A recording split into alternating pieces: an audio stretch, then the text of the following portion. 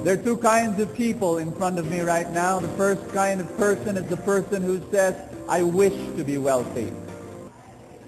The second type of person is the person who says, I commit to be wealthy. Are you number one or are you number two? I hope it's number two, because there's a vast difference between someone who says, I wish to be wealthy, and I commit to be wealthy. Everybody say, I commit to be wealthy. That Jesus is meek because he's humble, but he's not mild. He's tough. He has daring. He's got guts. He's got determination. He's got commitment. He's aggressive. Ask me why. Because aggressive people are the only ones that get crucified on the cross. Jesus was aggressive. He was aggressive about the dreams and the goals that he had in his heart. He loved us so much. He was aggressive in giving his life for us. And brothers and sisters, today, sa araw na to, we need to understand how important... Brothers and sisters, listen to me. Are you listening? I have never met a successful person that was not aggressive. That was not aggressive about the dreams that God has placed in his heart. Are you listening to me? You have to be aggressive. Everybody say, I'm back in one of my talks, I told you that I met a foreigner, isang mayaman na tao, kumikita ng 2 milyon isang buwan, ganun kalaki. Bumisita siya sa Pilipinas, bumisita siya sa mga isla ng Pilipinas. Meron siyang sinabi sa akin, struck a chord in my heart. Ito yung sinabi niya, Brother Bo, I have never met a more polite, more courteous people than the Filipino. Ako naman proud and proud. Thank you. Thank you very much. Tapos sinabi niya, but, ay, may but. I have met so many poor people in the country. And I think one reason why, alam mo sinabi niya? Galing. Sinabi niya, one reason why you are poor, many of you are poor, is because your strength has become your weakness. You are polite. You are courteous. People work with you well. You can work with anybody around the world. Tama naman, sinabi niya. But, you are not aggressive.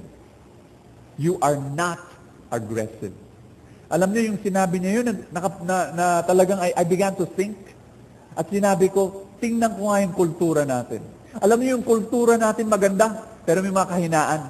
There are 5 things that rob us of our aggressiveness. When I say aggressive, I'm not talking about aggressive personality. I'm not talking about an aggressive temperament. Hindi yun. I'm talking about being aggressive about the dreams and the goals that we have in our heart. Nakuha niya yun? Katulad ng kaibigan ko. Napaka mahinhin. Ha? So, Maria Clara. Pero kung sa mga goals ng buhay niya, very aggressive. Parang truck. Parang truck na bumubulusok. And she will ram a brick wall. When it comes to her goals, she is aggressive. Pero yung personality niya, mahinhin, gentle. I'm not talking about being pushy. I'm not talking about being rude. I'm not talking about being violent. I'm talking about being aggressive, according and about the dreams that God has placed in your heart. Is that clear? There are 5 things in our culture, 5 bagay sa ating kultura na ninanakaw yung ating pagiging aggressive. Number 1, yung asyendero complex. Pakisabi nga. Have you ever met an asyendero? Baka meron dito asyendero, taas ng kamay. Alam niyo, for centuries, yung asyendero, meron yung malaking lupain. Lahat ng mga tenants niya, pati anak, pamilya ng tenants, doon nakatira. Minsan, libo-libo mga taong yon. Alam niyo, for centuries, ganito ang buhay ng isang tenant. Pag nangangailangan ng bahay, pupunta sa asyendero. Pag nangangailangan pagkain, saan pupunta? Asyendero. Pag nangangailangan ng tuition fee para sa mga bata, saan siya pupunta? Asyendero. Pag may sakit ang isang bata, kailangan ng ospital, kailangan ng pera, saan pupunta? Asyendero. Pag nanganak yung misis, saan pupunta? Alam nyo, kailangan ng pad, paper, pencil, eraser ng anak, saan pupunta? Asyendero. Alam niyo, it is mutually beneficial kasi gusto ng asyendero, lahat ng tao dependent sa kanya. But it is such a codependent relationship, mga kaibigan. Yung mga tenants, hindi na nag-iisip para sa kanilang mga future kasi parang nakasandal sila sa pader at nangyayari, nawawala yung kanilang pagiging aggressive tungkol sa kanilang mga goals sa kanilang buhay. Tayo, wala na tayo sa asyendero, nasa syudad na tayo, nagtatrabaho na tayo sa Makati, feeling natin, gusto natin, naghahanap tayo ng asyendero. Kaya ang presidente ng Pilipinas, malaking asyendero. Pag may problema ang ating buhay, kasi yung presidente walang ginagawa. Nakuha niyo sinasabi ko? Parang hindi. Ang unang kailangan ayusin sa ating kultura, yung asyendero complex. We should not be dependent on someone or on something for our entire life. Second factor in our culture, bahala na attitude. Pakisabi nga, bahala na. Nasabi ko na to dati. Naalala niyo yung, alam niyo ibig sabihin ng bahala na, di ba? Fatalistic. Yung kinanta yan, di ba? When I was a little boy, I asked my mother, what will I be? Will I be handsome? Will I be rich? This is what she said to me. Que sera, sera, whatever will be, will be. The future of life, ano yun? It's not ours to see. Que sera, sera. That is a terrible song. Absolutely. If you want to be rich, you commit to be rich. If you want a good family, you commit to have a good family. Nakuha niyo yung sinasabi ko? If you want to be holy, you commit to holiness. Hindi yung, ay, baka kung dumating, di dumating, bahala na. Alam niyo, yung ganong klaseng attitude, uy, yung barko, 1,000 lang ang kasya, dapat. Pero 3,000 tayo, bahala na. Nakuha niyo yung sinasabi ko? Napalitan mo na ba yung battery ng kotse? Bahala na, pwede naman itulak para ma-start. Nakapag-check up ka na ba sa doktor? Bahala na, okay pa naman yung pakiramdam. Na-renew mo na ba yung insurance mo? Bahala na, wala naman masamang nangyayari pa. Nakuha niyo yung sinasabi ko? Bahala na. It comes from, where does it come from? Matagal na history. In the 8th century, the Arabs told the Spanish, gave the Spanish one word, inshallah. You know, it means would to God. Tapos yung mga Spanish naman, binigay sa mga Pilipino yung salitang ojalá. No? Again, would to God, hopefully. Kailan nila binigay sa atin yun? Tanungin sa akin, kailan? In March 1521, when the Philippines was discovered by Magellan. When the Spanish came, they gave us this word, and we made it into bahala na. No? Very close to our native word, basala. Pinapa sa Diyos. May mga bagay-bagay kailangan ipa sa Diyos. Amen? Mga bagay-bagay na wala na tayong control. Pero alam nyo, ang dami-daming mga bagay na sa control natin. Tanungin niyo sa akin, bakit? Kasi binigay ni Lord under our control. And we cannot give it to God because God says, I give you responsibility. In fact, we can redeem the word bahala na. We can redeem it. Ask me how. By saying, ako na ang bahala. When you say, ako na ang bahala, you're saying, I'm taking responsibility. I will take care of it. Tama? Practice nga, ako na ang bahala. Galing. Magtatanong ako, yun ang sagot nyo ha. Will you be wealthy? Sarap. Will you have a good family? Will you be healthy in your body? Sarap. Magdo-donate ba kayo sa Anawim? Tinatanong ko lang. Sumagot naman kayo. But take responsibility. Amen? Number 3. The third thing in our culture that robs us of our aggressiveness, lotto mindset. Lotto. Magtanong ka ng mahirap. Ha? Isang mahirap na tao, gusto mo bang yumaman? Siyempre naman. Paano ka yayaman? Kung makatama ng loto, yun ang laging sagot. Ay, hindi pala. Hindi na pala laging sagot yun. Ngayon, meron ng kompetensya yung sagot na yun. Baka makatsamba sa Wawawi. Alam nyo, Itbulaga, alam nyo, I feel so sad. Ito, totoo lang. I feel very, very sad. Ang kausap ko mahirap, tapos ang kanyang only hope and salvation is the Lotto, Wawawi, Itbulaga. Lungkot na lungkot ako. Hindi dapat ganun. Nakuha niyo sinasabi ko? Number 4. Mañana habit. Bukas na. Kultura natin to. Pwede naman gawin bukas, di bukas na. Nakakalungkot. Di, totoo to. And ang tawag nito, procrastination. Pakisabi nga, may narinig ako isang mama, sinabi niya, I will stop procrastination starting tomorrow. Meron akong isang meeting. Yung meeting na yon, yung very wonderful men, no? Men, we were men and we were talking. I was giving them assignments. Bibigyan ko ng call this person. Kunyari si John, no? Si John. John, call this person, tell him this. Ganun siya. Call this person. Tell him this. Ano pa? Fax that number, fax. Nagbibigay ako ng assignments. Kaya lang, merong isang mama doon, ang pangalan niya si Luke. Ha? Sinabi ko kay Luke, Luke, call this person. Si Luke hindi yung call this. Ang ginagawa niya, kinukuha na niya yung cellphone niya, pindot, hello, ito yung sinasabi ni Bo. Okay? Bye-bye. Galing, ano? He actually just does it right there in the middle of the meeting.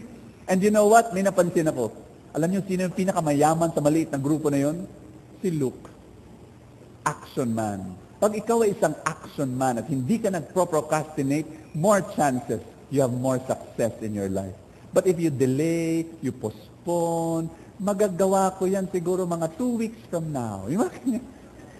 Walang action. Number 4. Number 5. Crab mentality. Pakisabi? Brothers and sisters, Filipinos are known for their crab mentality. Pag merong isang kapitbahay, kaibigan, barkada, kaopisina na napaka-aggressive, sasabihin ng iba sa kanya, mapapel, masakim, greedy. We begin to criticize the person who has goals, who has dreams. Brothers and sisters, I'm warning you. If you will be envious, and if you will not share in the joy of the success of other people, success will go away from you. Hindi mo makikita ang success. You've got to learn to share in the joy and the success of other people. I'd like to begin now by sharing to you how, the 7 steps of how to become aggressive towards your goals. Are you ready? Everybody say, I'm ready. I'm ready. Number 1, the law of clarity. Pakisabi. You have to be clear about your dreams. If you are not clear about your dreams, no success will come to your life. Kailangan maliwanag na maliwanag sa inyo. The clearer you are, the more precise you are about your dreams, the quicker your dreams become reality. Maraming nagtatanong sa akin, Brother Bo, why are you able to do all the things that you have done so far in your life? Ang dami-dami. How are you able to do it? My short answer is this: I know what I want. And I know what I want and I wrote it down. Kaya I always emphasize to you, write your dreams. Kaya nagbigay ako ng novena to God's love sa inyo. Tama? I gave you the novena to God's love and I asked you to write down your dreams. Maliit lang, 7 dreams. Write it down, read it every day. When you are clear about what you want, alam niyo, pag hindi ka clear, saan ako pupunta? Ano kaya gagawin ko sa buhay ko? Will you be aggressive? No. But if you are clear with what you want, and you know what you want, I don't know what you want. You've got to be clear with what you want. You've got to write it down. You've got to envision it and imagine it. Do you know how powerful? I'm going to share with you some examples. Do you know Tiger Woods? At the age of 8, he already knew what he wanted. He said, I will break all golfing records. I will be the #1 golfer in the world. 8 years old pa lang siya, alam na niya. Steven Spielberg, kilala mo yan? E.T., Schindler's List, kung ano-ano pa mga napakagandang pelikula. At the age of 12, he said, I will tell stories to the world through movies. At such a young age, he already knew what he wanted to do in his life. Nakuha niyo yung sinasabi ko? Kilala niyo si Bill Clinton. Bill Clinton, college, Yale. Nakita niya si Hillary Clinton. Hindi pa sila mag-asawa, pero yung sinabi ni Hillary sa kanya, tungkol sa kanya, sinabi niya, while we were in Yale, Bill told everyone he met that one day he was going to be President of the United States. He already knew. Tell someone beside you, know what you want. And know what you want in such a way that it is so clear, absolutely, completely clear. Amen? Do you know what you want? And do you imagine it every day, every moment? Do you know how powerful your imagination is? You want to know how powerful it is? Can I tell you a story? Can I? Nagkaroon sila ng malaking experiment with basketball players. They divided the group of basketball players into 3 groups. Sinabi nila sa first group, go to the court 2 hours a day and practice your free throw shooting ability. Alam niyo yung free throw sa basketball? Yung tatayo ka sa foul line, nag-shoot. That's what they did. 2 hours a day, go to the court and shoot. Practice every day. The second group, this is weird. Really weird. Sinabihan nila itong second group, pumunta sa kwarto, pumikit ng mata, imagine shooting the free throw shot in your mind. Siyempre, na-weirduhan sila. Ha? Hindi kami pupunta sa court? Hindi. Uupo lang kayo, pipikit ng mata, mag-i-imagine na nag-shoot. So, ganun yung ginawa nila. 2 hours a day rin. Nag-shoot.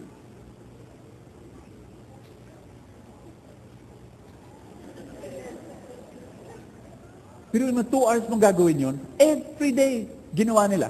As weird as it sounds, ginawa nila. The third group was their control group. Wala silang ginawa sa third group. You know what happened after a few months? You want to know? The first group improved their free throw shooting ability by 30%. You know what's more amazing? You know what's more amazing? The second group improved their free throw shooting ability also by 30%.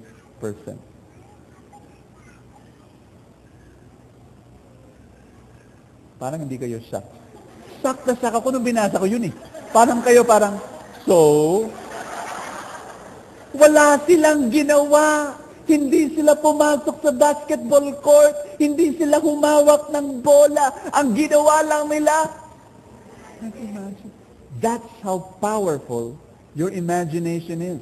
It is so powerful that if you your mind does not know the difference between what you imagine and what really happens to your life. You imagine the future. You know, before I give a talk, I imagine. Every time, before I give a talk, I imagine people being blessed, people being inspired, people changing their lives. Before the talk, I imagine it. I imagine my meetings. I imagine what I want to happen in my life. I imagine my family life. I imagine my spiritual life. I imagine, because when I imagine, I tell God, God, this is what I want to happen. Is that clear? Tell someone beside you, know what you want and imagine it. Number 3. Number 2, the law of focus. Say focus. Shout it out, focus. I'd love to talk about it now, but we don't have the time. I'll postpone it for two talks from now. But I'd like to say this thing. You have to focus on one thing in your life. An aggressive person focuses on one thing, and usually, and I really believe this, it must be the core of your strength. Meron kang isang gift na yun ang gift ng Diyos sa inyo. This is a major gift that God has given you. You have to focus on that. Tell someone beside you, focus on one thing.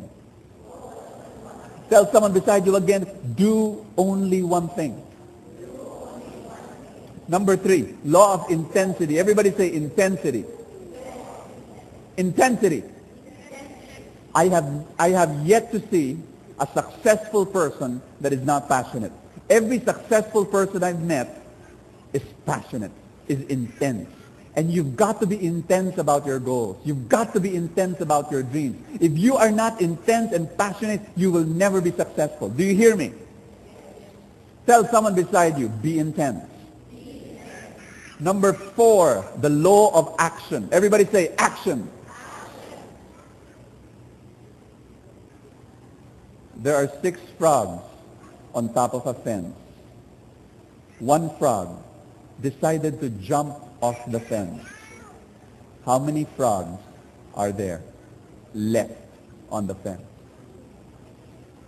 Ulitin ko. Parang hindi nyo alam yung sagot. There are 6 frogs on the fence. One decided to jump off the fence. How many frogs are left? 5? No, 6. Ask me why. Because I said one decided to jump off the fence. There is a big difference between saying he decided to jump off the fence and he actually decided off the fence. You got me? How many people have I heard? I have decided to diet. Gagawin ba nila? I have decided to quit smoking. Gagawin ba nila? There's a difference. There's a huge difference. You've got to be a person of action. Tell someone beside you, action. Number 5, the law of hustle. Say hustle.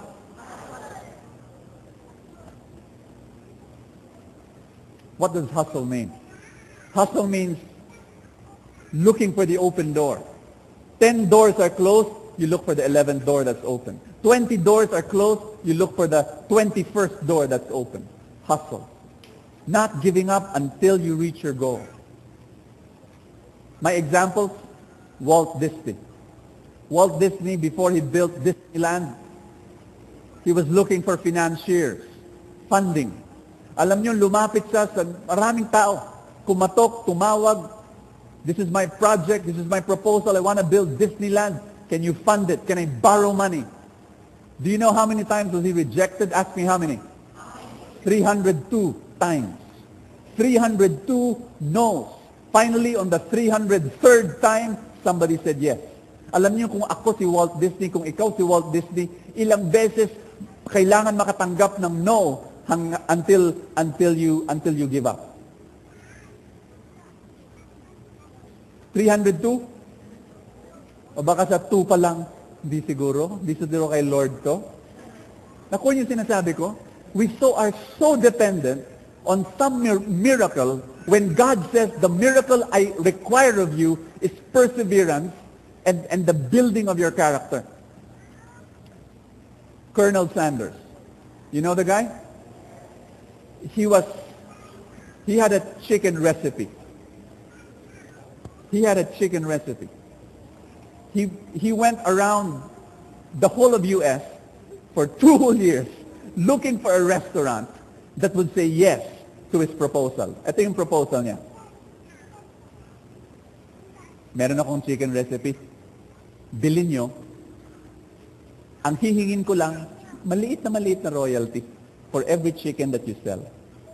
Alam nyo, brothers and sisters, anong sagot nyo kung ikaw yung restaurant owner? I have my own chicken recipe. Bakit ko bibilin yun sa'yo? Nakuha nyo?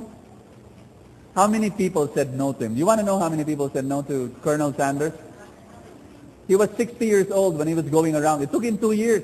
You know how many? 1,009. 1,009 rejections.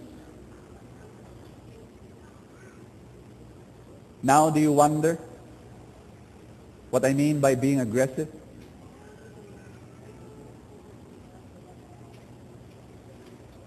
The law of gestation. Say gestation. Your dreams have a certain gestation period. Parang baby. Baby sa sinapupunan ng kanyang nanay. How many months? 9. Alam nyo, pwede mo ba i-rush yun?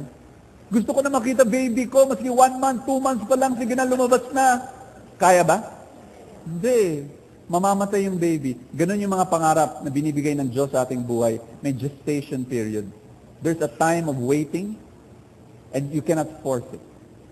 But you need to persevere. Some people give up. Ay, walang baby. Hindi, maghintay ka lang sa 9th month, lalabas. Hindi, walang baby. Gusto ko ngayon eh. There are people like that. They rush their dream, pero hindi pa time. Sabi mo sa katabi mo, wait for the right time. I repeat, your dreams have a gestation period. You know what success is? Success is 90% preparation and 10% action. What is luck? Luck is the meeting of preparation with opportunity. Prepare, prepare, prepare, prepare, because you know any time will come when there will be an opportunity. Now you've got to prepare. Gestation. Number 7, the law of integrity. Say integrity. What is integrity? Being aggressive because of the pure motive of love. And this, we can marry two things that seem to be opposite. Being aggressive and being loving. In fact, the reason why you are aggressive is because you want to love more. Amen? Let me end by a story I love to share with you. Kilala niyo si Sylvester Stallone? Nung maliit ako, siya pinapanood ko. Panahon ko siya, kumbaga. Sylvester Stallone was born poor. So poor, he was not born in the hospital. He was not even born in the house. He was born in the school steps. And yet as he was growing up as a young man, isa lang ang pangarap niya sa buhay. He wanted to be an actor. But this guy who wanted to be an actor, he had a big major problem. He had a speech defect. He spoke with a slur. If you've been watching his movies, minsan hindi mo maintindihan yung salita niya. Sa totoo lang. He had a slurred speech. So he would apply and apply and apply for an acting job. No one wanted him. No one. So what he did was this. Meron isang director na kinukulit niya, nabigyan siya ng acting job. Hindi siya mabigyan-bigyan. You know what Stallone did? He sat at the office of this director sa labas, night and day. So umaga, pagpasok ng director, nandun si Stallone. Paglabas niya, at the end, nandun na naman. The next day, he would go in, Stallone would be there. And you know, finally, the director said, what can I do to drive you away? And Stallone said, give me an acting job. Binigyan. Pinagbigyan. O ito, after that, wala na ha? Totoo, after that, wala na nagbibigay sa kanya ng acting job. No one wanted him. So, Stallone had an idea. He wrote a movie script. Tapos sinabi niya, ay aalok ko to sa mga production houses. Pero ang condition, ako ang bida. So he goes to the production houses and sells his movie script. Alam nyo, walang tumatanggap. Again, rejection and rejection. Finally, there was this one production house, one movie outfit that liked the script. Sinabi niya, alam mo, Stallone, okay itong script mo. We will buy it for $75,000 on the condition, at nadidistract ako, it's okay. It's okay, it's okay. Nasaan ako? On the condition na hindi ikaw ang bida. I want you to understand where Stallone is coming from. At that point, Sylvester Stallone was so poor, he could not even pay his electric bill. You know what he had to do? He had to sell his dog, which was his best friend, for $50. para lang may babayaran siya at maglagay ng pagkain sa kanyang lamesa. And now this movie production outfit was giving him $75,000 on the condition, iba ang aming kukuning bida, hindi ikaw. If you were Stallone, what would you do? You're poor, you're hungry, you need money, you just sold your dog for $50. What did he say? Stallone said, no, thank you. Kailangan ako ang bida. So the production said, ay, sige, sorry, bye-bye. After a while, tinawagan siya ulit. Stallone, we're upping the price. $225,000. On the condition, hindi ikaw ang bida, kukuha kami ng iba. Stallone said, I'm sorry, kailangan ako ang bida.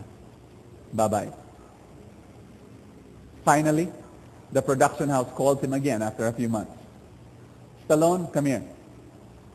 We're upping the price. $1 million. On the condition, hindi ikaw ang bida, kukuha kami ng iba. Hindi ka naman pwede mag-act eh. Hindi ka nga pwede magsalita. Hindi namin maintindihan yung sinasabi mo.